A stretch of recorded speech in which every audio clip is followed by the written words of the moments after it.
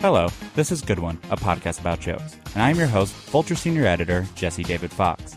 Each episode I have a comedian on to play and talk about one of their jokes. Until now. You'll hear what happened in the interview, but essentially Jeff Garlin refused to pick a joke. I was bummed, but not surprised, because Jeff doesn't really write jokes as much as go on stage and just improvise a set based on whatever's in his head. So I said this to Jeff: you don't have to pick a joke, but we will start the interview talking about why you wouldn't. And that's what we did, and that's what you're about to hear right about now. So we're here with Jeff Garlin. So traditionally how the podcast works is comedians pick, loosely defined joke or bit of theirs and use that to talk about how and why they make the comedy they make. You didn't want to pick one, which is okay. Mm-hmm. And I found that really interesting, and I think that's a good place for us to start, which is not only did I want to pick one, I just said cancel the interview. Yes. Well, I didn't want to tell that. Were you okay? I mean, it was nothing against you. It was just like, I'm clearly not who should be on the show, No, I improvise my stand-up. I have stories that, at certain moments when I'm performing, I'm reminded of, and I'll tell. Yeah. So I'm not like this purist, but I am purist in terms of being a purist in terms of being in the moment. Yeah. Yeah. Even inside these stories, do you not feel like what you're doing inside them is a joke? No, because I approach them like, let's say, John Coltrane or Charlie Parker, and by the way, I'm throwing my name into theirs, but the way they would approach a standard. Yeah. And I'm not saying my stories are a standard, but I tell it differently every time. Yeah, but you have the charts, or there's certain sort of themes that are throughout it, and you can kind of get with them. Yeah. But I don't prepare in any way with that. So let's back up a little bit, which is, when did you exactly flip to that style? I imagine because you started doing stand-up before you studied improv in Chicago. So it's been a gradual thing. Yeah. Because when I first started at 20 years old, I was a stickler. And then I was a stickler. And then I eventually worked my way. And I'm talking 20 years before I improvised from an outline. Mm-hmm. And then outline. And I'd say, in terms of being pure the way I am now, 3 or 4 years. Yeah. Interesting. Yeah. So for those first 20 years, what you're doing essentially storytelling? No. It took about 7 years to move into storytelling. Sure. And then I realized, the thing is, I do look at myself, if you want to use a word, as a raconteur. Sure. But here's the thing. I don't think about any of this. You're asking me questions that might upset me. All right. Well, because I don't want to overthink them. Sure. Because it stops making me funny. I don't want to think too much about my process. So this may be one of your shortest interviews ever. But I'll go with it. This will be my Gallagher. You'll be like, and I'm done. Yeah, yes. And that's fine. That's fine. If that is what is true to you, then I'm always, by the way, as a man, I'm 54 years old. I have discovered that being true to yourself is essential. Trusting your gut is essential. Only doing things where you have a choice that bring you joy. If you don't have sometimes when you don't have a choice, you have to do things that don't exactly bring you joy. Yeah. But if you have a choice, got to bring you joy, and you got to always be kind to yourself. All right. Those are kind of like my rules. So we'll see how much I'll try to be as kind to you as possible. Well, I think what'd be useful is to kind of make a distinction because, plenty of comedians might go up with nothing occasionally. No, they don't. Or maybe if they're working out something, they might go up with an idea. To start. Or they usually have more structure. There are I think Billy Connolly might be one who's done before I did it, what I do. Sinbad also does it. Sinbad does also do it, by the way. He does. Those are the only that I know that will go up for an hour with the intention of not necessarily doing anything. Well, no, I have an intention to entertain, hopefully enlighten, make laugh. But I don't know if they do one thing that I do. Yeah. And that's literally go up. The only thought sometimes when I hit the stage is, oh, I'm walking to the stage. Oh, the audience is applauding. Oh, start talking. And that might even be too much thinking. Yeah. So I don't know if they don't have in the back of their heads one or two things. I don't know. I've never discussed it with them. So it really is like tabula rasa. I would say about 50% of the time or so, I have nothing. When I have something, I swear, I'd say the other 50% is split down the middle between something that happened to me that day and something that happened to me the other day. Yeah. Okay. Which is interesting because all comedians say this happened to me the other day, but it actually means like 3 years ago. Yeah. In the way that you describe it, TJ and Dave, TJ Jagodowski and David Pasquesi. Where they start, I've seen them perform improv, and where they start, how they look at each other determines how they start. They don't even get a suggestion. Yes. Do you feel like it's similar to that? It's like very much so. You see the audience. Because I'm trained the same way I was trained with David Pasquesi, and I came up with David Pasquesi. So it is a similar kind of thing. And actually, improvising with David Pasquesi is very pure and natural to me. Also, TJ, I've improvised with both of them. It's very natural for me to improvise with them. Very similar style.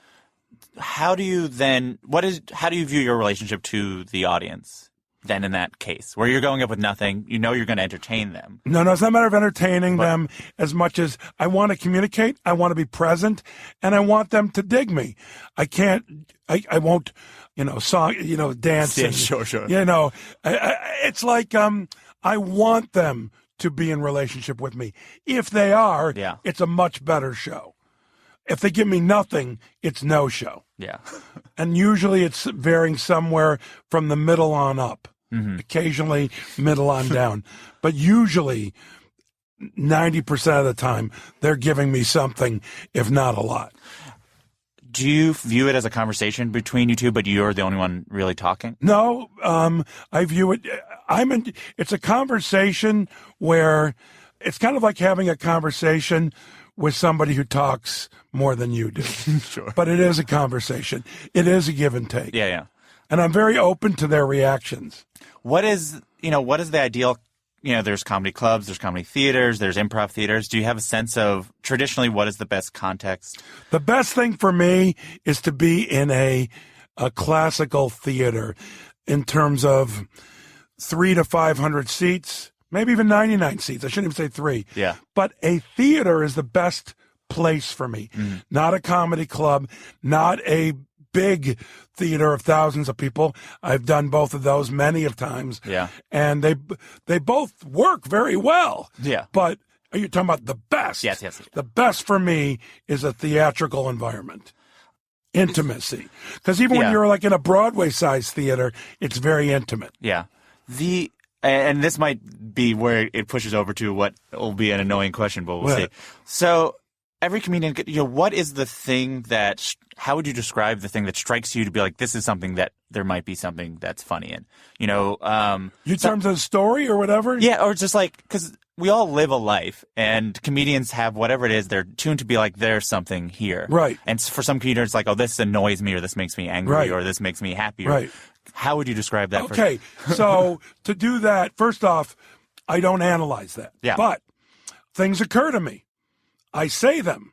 Hopefully, it's a shared experience with people in the audience. I've always felt that way. Look at the way he looks at it. I mean, that's too much thinking for them. Yeah. But the point being is there's hopefully a connection between myself and the audience on something that I'm feeling, that I experience, that happens externally to me. So I am hoping for that connection, and it occurs to me. And the difference between me and the audience or the audience and myself, is that I have the gift of making it funny. Yeah. And that's really interesting. It's essentially like you're talking, and based on them seeing also interested in it, then you're like, okay, we'll talk about it for as long as you're interested. It has a lot of background in Ralph Waldo Emerson. Self-reliance is the key to my comedy. I say what I think. And, other people might go, why didn't I think of that? Or, you know what I mean? It's like I have the self-reliance and the confidence to go up and say it. So I know you love photography. Yes, I love photography, I'm a big collector of photography books. And photography books are the best way to enjoy photography and learn how to be a good photographer. What I realized, I always love photography, but like unlike painters, a book is not the medium in which they're working. Right. Where photographers, in many ways, were kind of making these collections. Photographers are making collections to be seen on the internet, to be seen in person, to be seen in book, to be seen in a film, even if they hold it up long enough on the screen.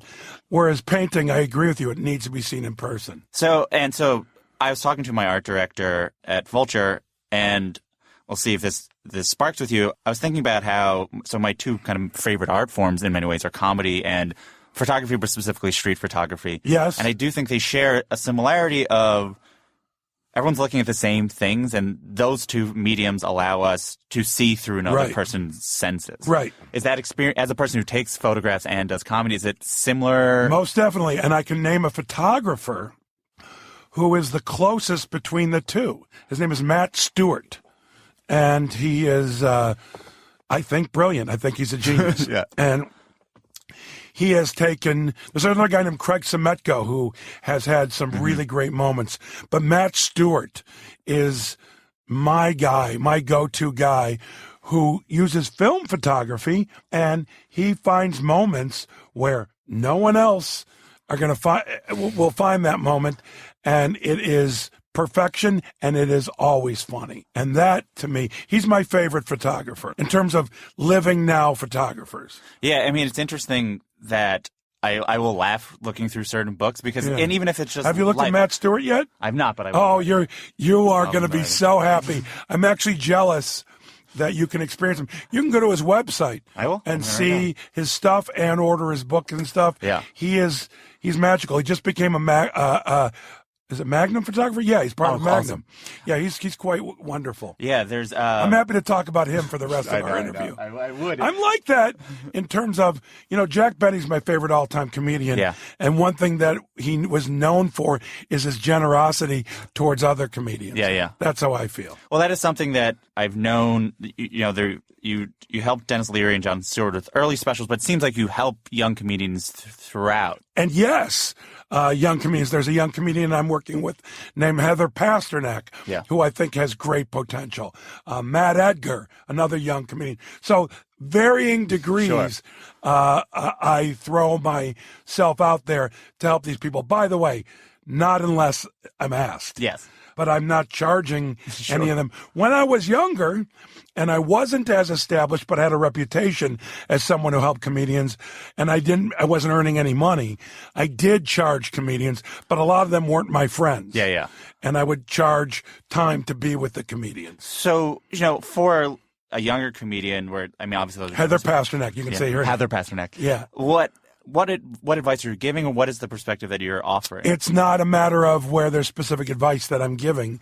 It's what do they need? Heather might open for me, and there'll be a video of her performance, and later on we'll sit and go through it. So, and we'll point out, you should have. Not should have. Could have, yes, but I don't use should have or could have.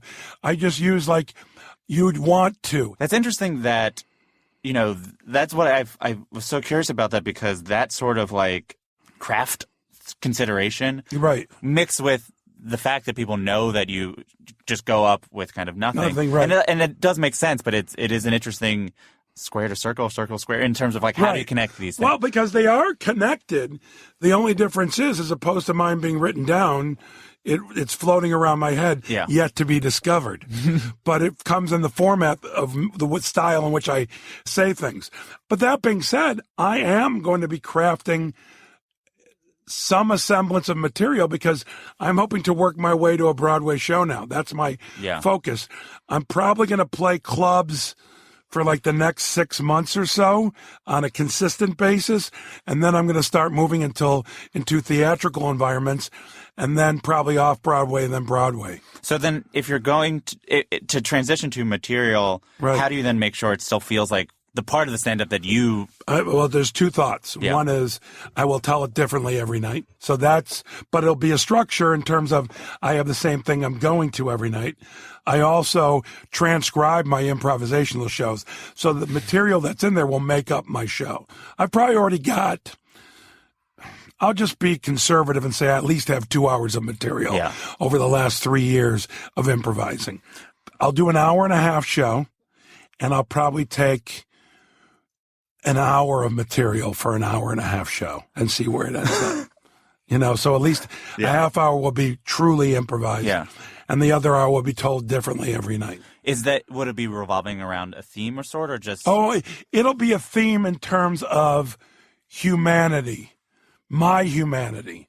That's a lame name. That's a lame title for a show, but it'll be my humanity for sure. Not like my little funny ideas or, you know what I mean? I want it to be substantial enough to be a theatrical piece. Yeah. Yeah. It's interesting that you say that, because I was thinking about watching your stand-up, and I've seen you live, and I've seen the specials or the things you've recorded. Yeah. There's even your Live from Caroline's clip from the 90s you can find. Oh, really? How about that?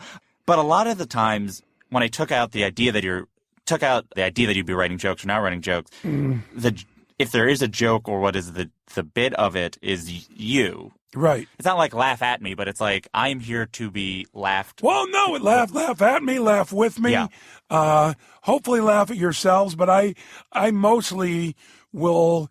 It's myself trying as a human being to make it through the world. Yes. So I will look foolish. I will have made mistakes. I will have not trust my gut in some of these stories. Yeah. Therefore, laugh at me or laugh with me because you've experienced something of the same. Yeah. Chris Rock in a recent interview was talking about, every singer has 3 or 4 songs and they just rewrite that song. And he's like, I have probably 4 or 5 jokes and I write different. Like it might be 10-minute bit about whatever, but essentially it's about how men and women are different. Right. And he thinks all comedians essentially operate in that. Let me say something. Okay. I couldn't respect Chris Rock or Jerry Seinfeld more, but those two fuckers, and I say fuckers, I'm more friendly with Jerry than I am with Chris, although Chris I've always had a great relationship with. Yeah. They have their theories, and they just shove them down my throat. And by the way, I was with Jerry last week in New York, and he had very strong theories on things that I disagreed with. Yeah. But it's not worth arguing because he has to be right, and so does Chris. So let him have his 4 theory thing, but I disagree with that, okay?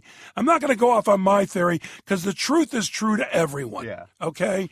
But those 2 guys in particular, and by the way, it's because Chris is so influenced by Jerry. Yeah. So if you want to know who Jerry Jr. is, it's Chris. He's passed it down to him. But Jerry and Chris are very much sticklers to the rules that they see fit. Jerry feels, and he might be right, that I'm funnier in a suit because I look like I'm trapped. And he thinks I'm funny. He could be right. Yeah. I'm not necessarily comfortable in a suit. I know that. And I'll use the word iconic. I'm kind of iconic in a suit because I'm on an iconic TV show where mostly I wear a suit. Yeah. Okay? And so the person, Jeff Garlin, not Jeff Green, the character, has suits. I enjoy wearing suits. But I don't like necessarily performing in a suit. That's why I was laughing so hard when we brought it up, because I have interviewed Jerry before, and they'd like to have these, like, condensed... rules. Rules. Fuck that. What does that have to do with comedy? Interesting that you mentioned the suit thing, because I think every artist, every comedian, they're on a spectrum of how much they're motivated by the creation, the thing that they're making, and how much they're motivated by creating it, if that makes sense. Right. Like, so for a comedian, it's like how much do they care about the set that is done, or how much they care about being the ideal situation for them to create a thing. I have a sense of where you are in that balance, but you've made... You don't, actually. Well, I have a sense, but... Why your question? Well, I mean, every comedian has... they have a sense of their decorum, how they want to be felt. The only thing that I owe the audience is respect for them as human beings and their intelligence. When you set design for a special, I think that's important.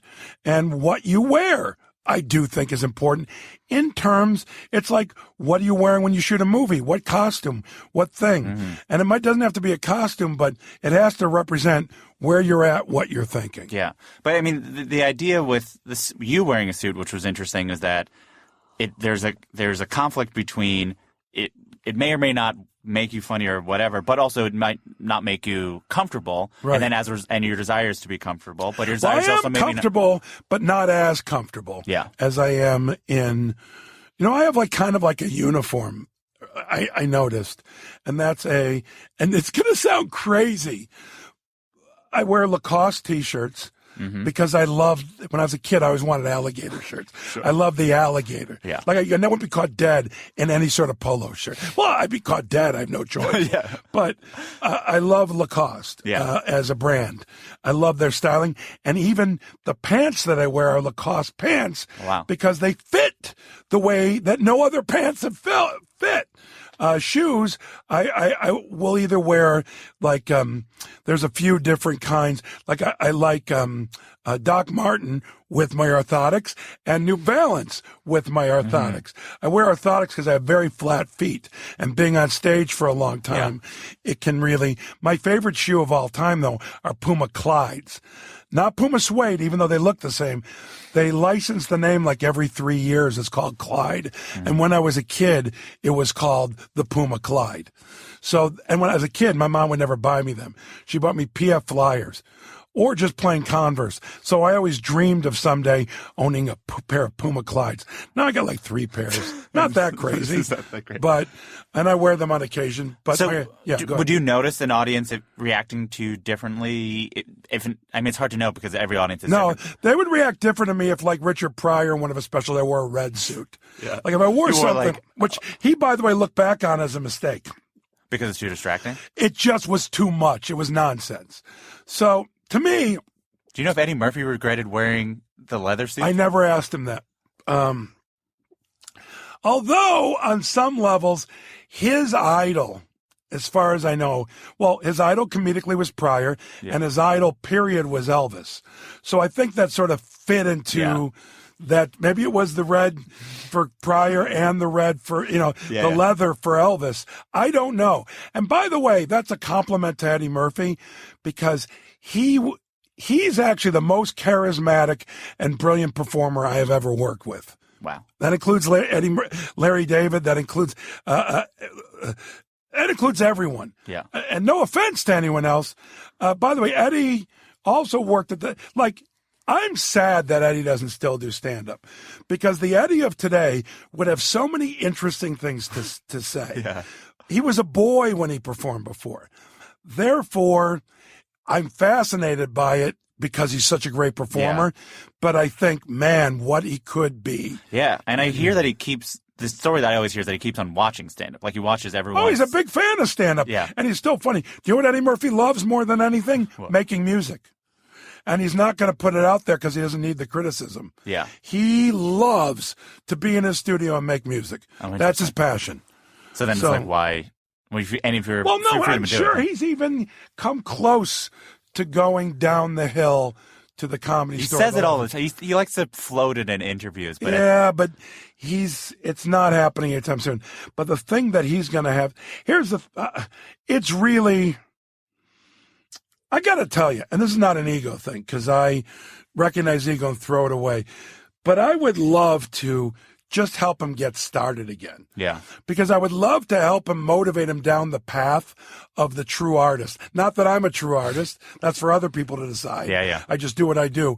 But I would love to push him down the path of not worrying about what people think. Yeah. And knowing that his greatness will come out and he will find his voice again.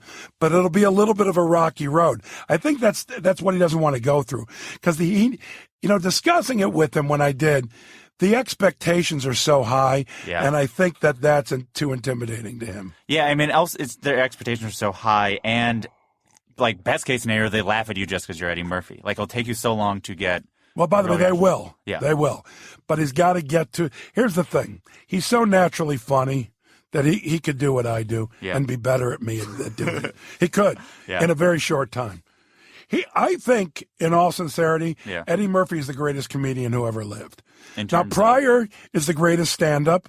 You can look at someone like Jack Lemmon as maybe the greatest comedic actor of all time, or someone else like Chaplin, even what have you.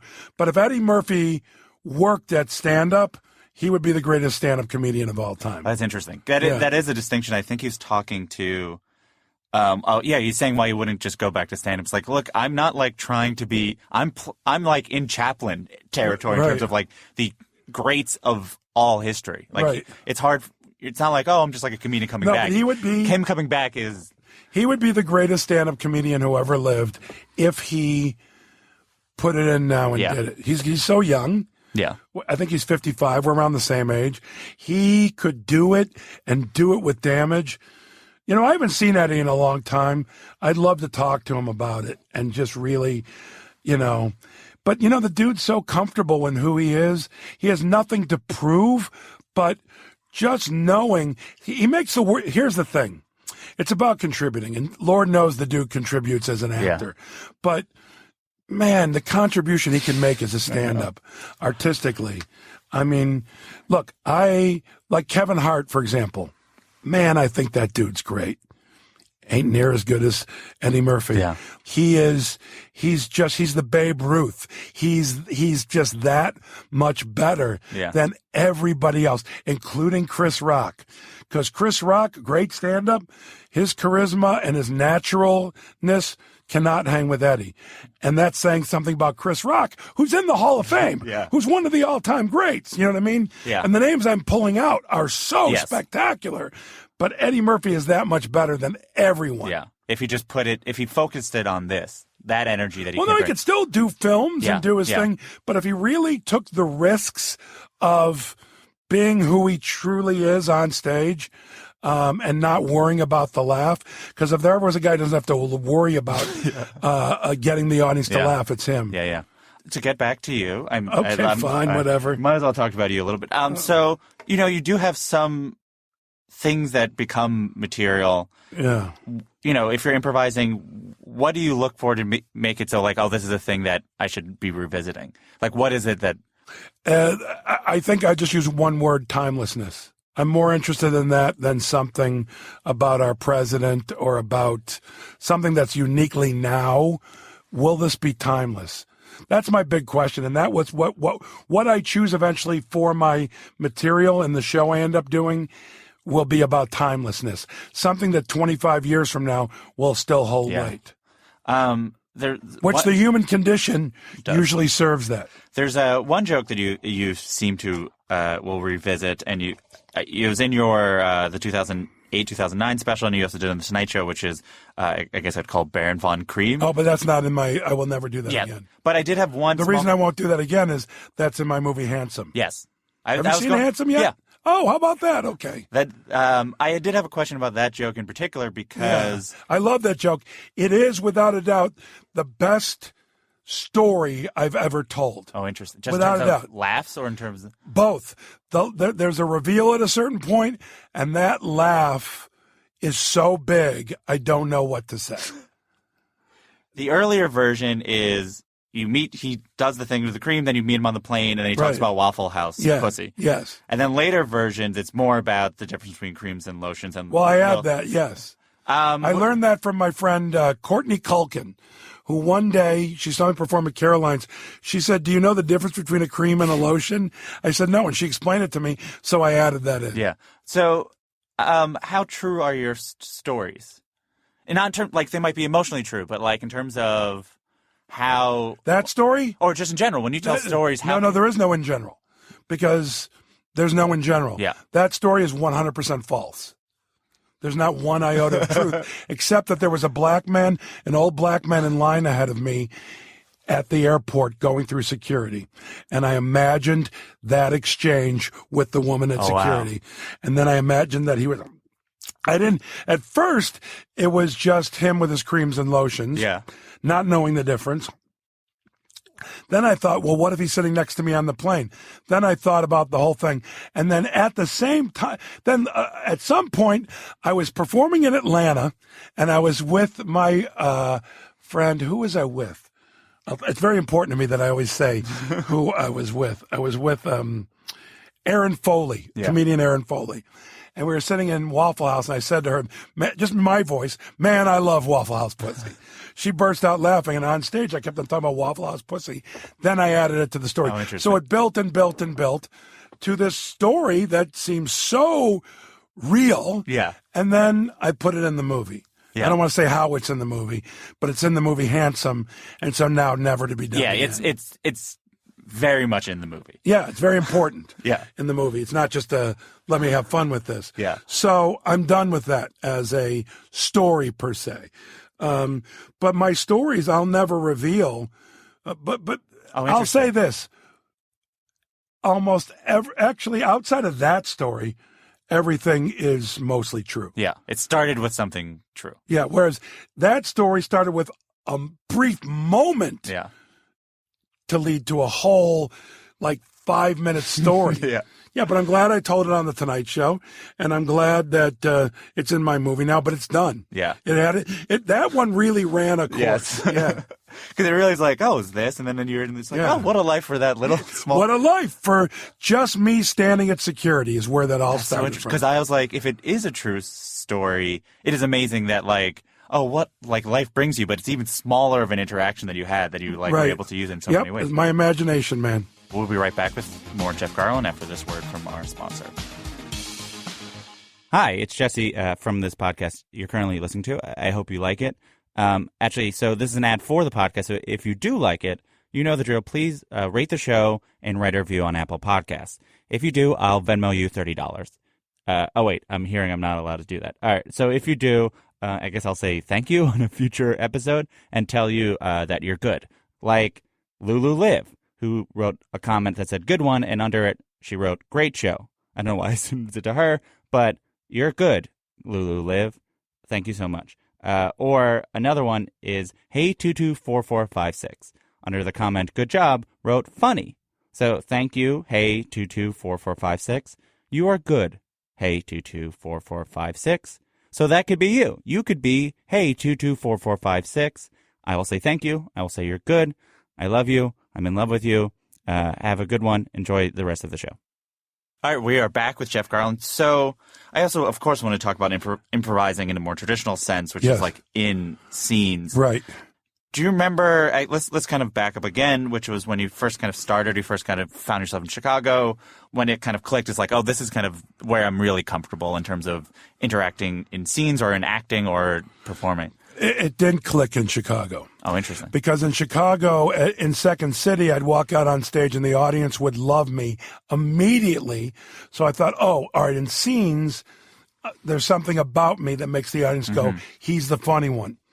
But my peers didn't dig me that much. Yeah. On the flip side, when I did stand-up, my peers were on my side and dug me. However, I bombed a lot. And bombing, my peers loved it when I bombed, because then I completely played to them. So it was interesting that audiences in comedy clubs didn't grab hold of me, but in that Second City, they completely did. So then did it not really come back? Well, I guess you were doing stand-up, so then... Well, what happened is that Second City influenced my stand-up in a big way, and I can't say my stand-up ever influenced Second City because then you're becoming more isolated. But as I moved, I always knew that I really enjoyed improvisation and I was good. So I never really got to a point at Second City where my peers embraced me. However, I have hired most of those peers for Second City. I mean, for Curb Your Enthusiasm. Success is the greatest revenge. It really is.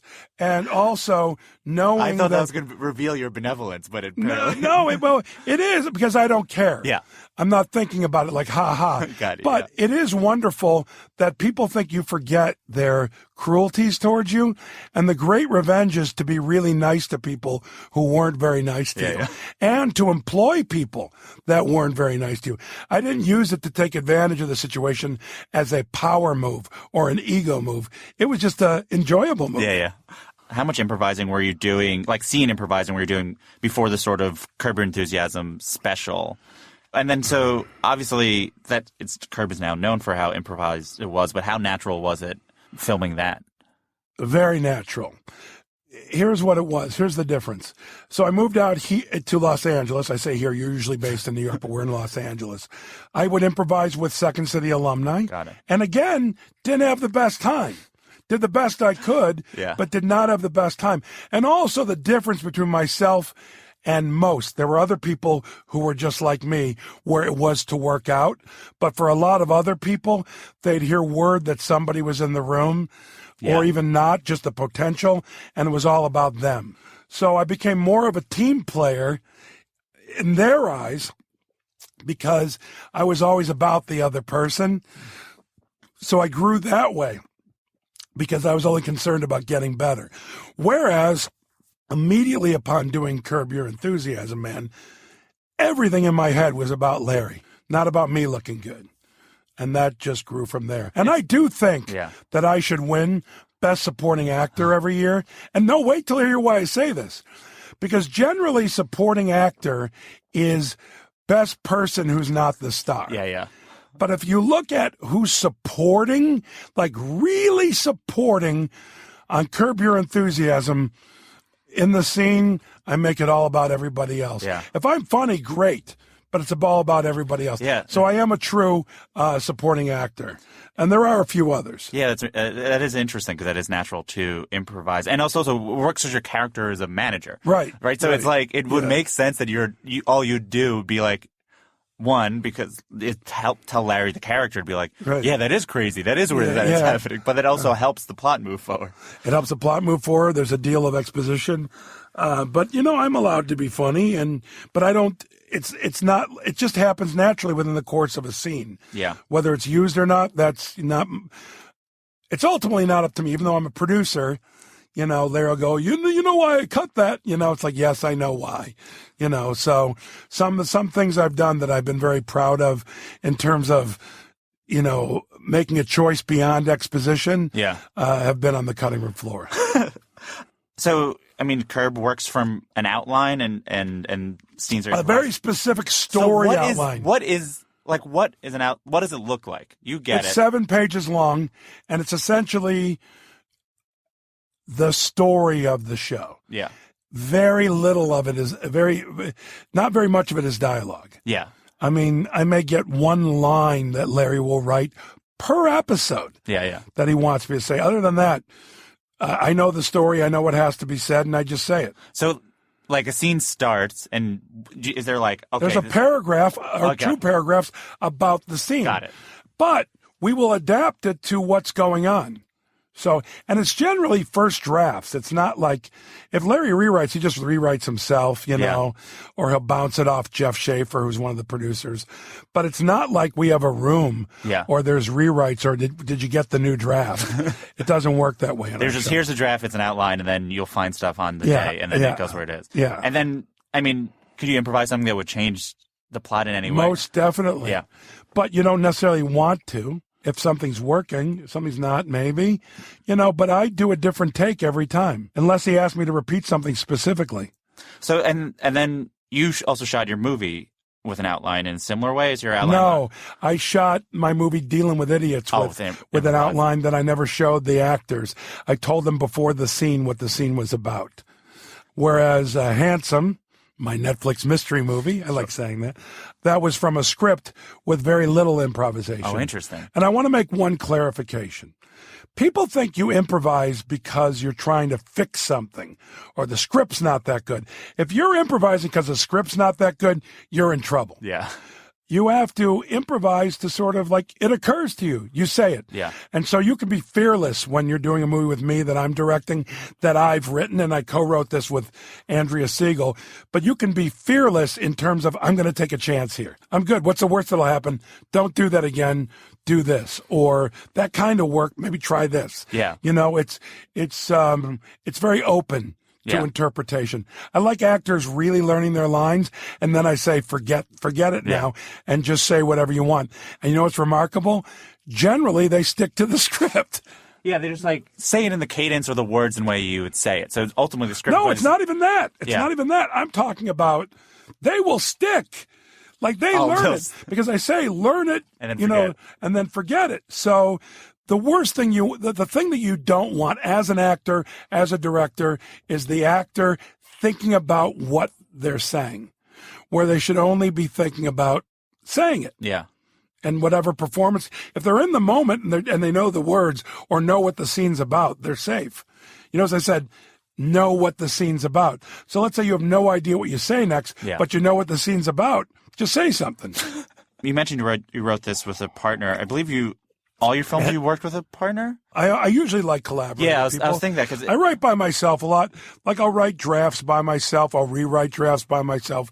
But this was collaborated with Andrea Siegel. Yeah, because I've heard you in interviews talking to comedians, but like I was thinking maybe we'd write something together. And I was like, do you just like trying different partnerships out? I most certainly do. I love working with lots of people. I also like working with the same crew and the same people if it works. Yeah. As long as it's a fun experience every time. But hey, man, I just like grooving with people and seeing what happens. To that point, I've heard in one of the interviews, I think it's when you talked to Larry on your podcast, you said the hardest part is casting the right people. Yeah, well, it's just as important as any other aspect. Yeah. So what are you looking for in an improviser and in Handsome where you're casting? What are you looking for an actor? I'm not looking for anything, man. It's truly one of those things that actors make the mistake and they ask their agent or their agent casts the casting director, what are they looking for? Yeah. I'll know it when I see it. As a matter of fact, when I was casting Handsome, there was a part for the daughter of my next door neighbor. Well, Allison Jones, who's the best casting director in the business, no offense to the other casting directors, who are wonderful, but it's kind of like that Eddie Murphy thing. You know, plenty of them are Hall of Famers and great, but Allison Jones is that much better.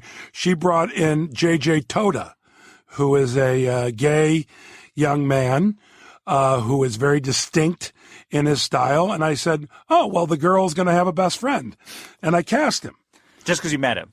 I met him for the daughter. Oh, interesting. He would have been the son, the gay son. But I thought, no, I'm going to keep the daughter, but I'm making this guy her best friend. And it was a whole new character that added so much to the movie. So now let's imagine him going the way a normal actor would.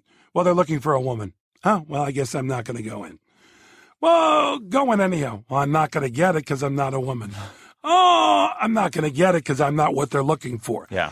But see, if you bring whatever you bring to the table on that particular day with that particular director or producer, writer, whatever it is, what is it about you that's unique and special? And JJ Toda is so extraordinary and so special that I hired him. Yeah. I wrote a part for him. Yeah. And I was with my writer. She was in casting with me.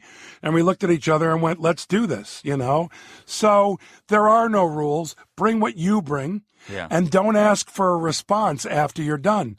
Either you got the job or you didn't. Similar, but what do you like in a scene partner or an improviser, regardless of... What do I like? What you're hopeful for is that they're striving to make you look good. Yeah. Because even if I'm the lead, like in Handsome, I'm looking to make the other actor look good. Interesting. I don't just take that on when I'm a supporting actor. That's myself as an actor, period. I have nothing until you give me something, and I want to give you something to work with. So it's like handing a ball back and forth, or playing catch, if you will. I'm looking for someone who's a listener and giving. I wanted to ask you, Shelley Berman plays Larry David's dad on Curb, and he similarly is a comedian with an improv and an acting, a stand-up with an acting and an improv background. Yes. He is one of my great influences. Yeah, I can only imagine. And one of the pioneers of what I do. So what was it like talking to him? Did you talk about that particular? I mean, I talked about everything with him. Do you think you learned anything from working with him? I learned millions of things from him. Something specific? No. All right. It's not like, I learned from him this. Yeah. But by the way, I learned a lot just from watching him act. He's pretty brilliant. And no, I talked to him for hours about stand-up, about improv in its approach to stand-up. I talked to him about acting. I talked to him about everything. He taught me to always use the word peanut when I'm stuck because it's funny. You know what I mean? He's not a Jerry Seinfeld or a Chris Rock where we'd be like, okay, to do comedy, you have to do this. No, there was no specific set of rules. No. Curb has been on hiatus for 5 years. 5 years. So what is it like getting back in that? Is there a certain amount of... I'm friends with all the people that I work with. I see them all on a regular basis. So it wasn't like, oh, I haven't seen you in 5 years. And it came very easy. Yeah, because it's the same And we all of us, rhythm. like I remember the first scene that I did that we shot coming back was a scene with myself, Larry, and J.B. Smoove.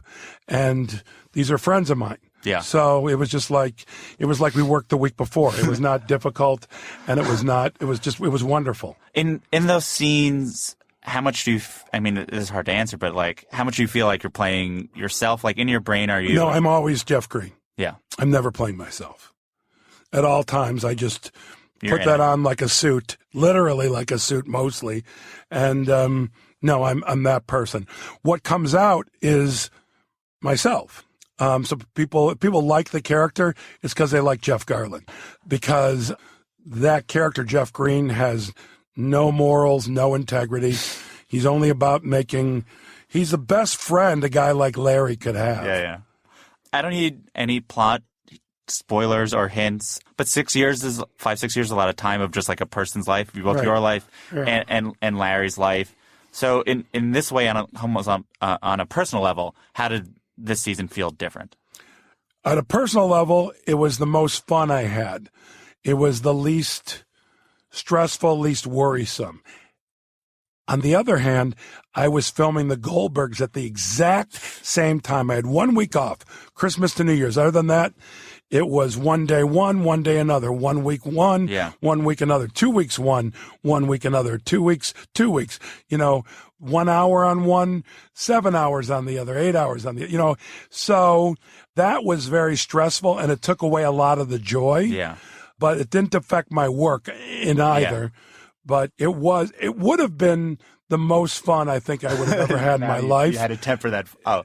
If it would have been Yeah. on Curb if I didn't have to do both shows. So that sound means it's time for the laughing round. So it's like a lightning round, but because it's comedy, it's a laughing round. That's the lamest thing I've ever heard. And yet the I say it- laughing, dear God, man. So I put it at the end. Okay, so the laughing round. Yeah. So it's like And there's no such word as laughing, correct? not until now. Well, We're working on- it would be in the whatchamacallit dictionary, the Urban Dictionary. Urban Dictionary. I should check. No, I'm sure it's not there yet, but keep Yet. it going. Keep Yeah. it going. I did say the word yet. I want to be I positive. appreciate it. Okay. It's not a word I'll ever use again. Aw, All right, sorry. it's okay. All right. I know that your comedy doesn't have jokes, but do you have a favorite joke or street joke? Oh, I do. I have two. You can One tell is them just funny that no one gets, which is long, and I'm not going to do that Got one. it. But I'm going to do the short one, which is actually my favorite joke of all time. A man goes to the doctor. He says, "Doctor, I'm so overwhelmed when I wake up in the morning. I'm full of stress, full of anxiety, full of tension, full of dread. Forget going outside. I can't even open up the window. I just want to lay in bed with the covers over me. I just can't do anything. I don't know what to do. Help me, doctor." The doctor says, "I'll tell you what you do. You get out of that bed and you go see Coco the Clown. He's in town now performing. He'll make you laugh, make you forget about all your problems." Mm-hmm. And the man says, "But doctor, I am Coco the Clown." That's my favorite all-time joke. Yeah. It's very sad. Yes, it's very sad. Yes. Who can make you laugh the easiest and not only the hardest, but like Zach Galifianakis. can do the smallest thing? Yes, as an actor, but as a stand-up, he has my number. When I do a show at Largo and Zach's one of my guests, I am giddy. And I just stand on the side of the stage and roar. He destroys me. Tig Notaro also destroys me in that way. Yeah. Yeah. Did you ever audition for Saturday Night Live? Yes, I did. I auditioned twice. How'd it go? Well, one time was the same night that David Spade and Rob Schneider auditioned. That was at the Improv in Los Angeles. And as I was making my way to the stage, Lorne Michaels left. So I went on stage, and I remember Jeanine Garofalo and Dana Gould were over on the side, like, to support me. Yeah. And I said to the audience, I go, "Do you know what just happened?" They had no idea. I explained that. I told them, I said, "I can't do my set. I'm just distraught." Wow. And I got a standing ovation because they liked me. That shows you can never lose really being in the moment, being yourself. The other time was I performed at a gig in New York It was south of Houston. What was that one gig that was south of Houston? The Boston? No, not Boston's in the Village. Oh. It was one night a week. Anyhow. Not Rafifi, because Rafifi was No. it It had a name for it. I forgot the name. I don't think Eating It? Where's Eating It? No, Eating It was here. Maybe it was Eating It. I don't remember. Point being is, Sure. place was packed. Yeah. I went up, tore the roof off the place. They told my manager, it was Marcy Klein, we're really only looking for women. So I didn't know what to say. Yeah. You're like, So, I was rejected twice. It hurt. I'd love to host Saturday Night Live, but I'm not holding my breath. I'm not the kind of person that they have hosted. yeah. I have to be a lot more popular than I am. In the old days, a comedian Yeah. such as myself, without a doubt, would host it. Yeah. That's not what goes on now. There's a comedian, I actually think he recently passed away. His name was Alonzo Hamburger Jones. And I did not know him. so he tagged all of his jokes by going, hamburger. That's funny. That's Really funny. Yeah, it is really funny. He wears a big cowboy hat. I really suggest He wore a big cowboy Yeah. hat. If you could make up a similar catchphrase to say at the end of lines, what would it be? Great grandma. I just made that up now. But yeah, great grandma. After every time would be so weird, especially with me just telling these rambling things and whatever this go. Great grandma. As of now, I say jism a lot for no reason. I say Purim a lot. I say lotion a lot. Purim, like the holiday Purim? Yeah, Purim, lotion. I say grandma. But great grandma. Also like a Southern comment. Yeah. Great grandma. That's it for another episode of Good One. Season 9 of Curb Your Enthusiasm is currently airing on HBO. Handsome, Jeff Garlin's most recent movie, is available to stream on Netflix. Jeff's no longer on Twitter, but if for some reason you want to follow the ghost of where his account used to be, it's at the Jeff Garlin. Good One is produced by Jordan Bell and Jennifer Lai. Justin D. Wright did our theme song. Write a review and rate the show on Apple Podcasts. 5 stars, please! And hey, if you know anyone who might like the podcast, maybe tell them. What the heck? You can email any comments, questions, or laughing around suggestions to goodonepodcast@gmail.com. I am Jesse David Fox, and you can follow me at Jesse David Fox. We'll be back with a new episode next Monday. Have a good one.